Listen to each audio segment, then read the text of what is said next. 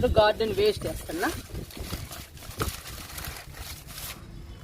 Kitchen waste వేస్తున్నా, బొప్పాయి తొక్కలు.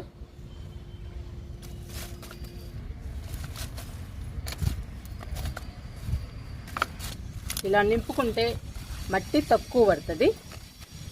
మనం విత్తనాలు వేస్తాం కాబట్టి బెండ మొక్కలు కూడా హెల్దీగా పచ్చగా ఎదుగుతాయండి, బలంగా ఎదుగుతాయి. ఇప్పుడు మట్టి పోసుకుందాము.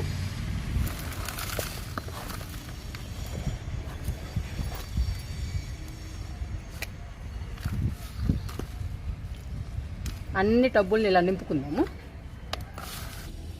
ఒక్కొక్క టబ్బులో 2 విత్తనాలు పెడుతున్నానండి, అంటే 2 మొక్కలు.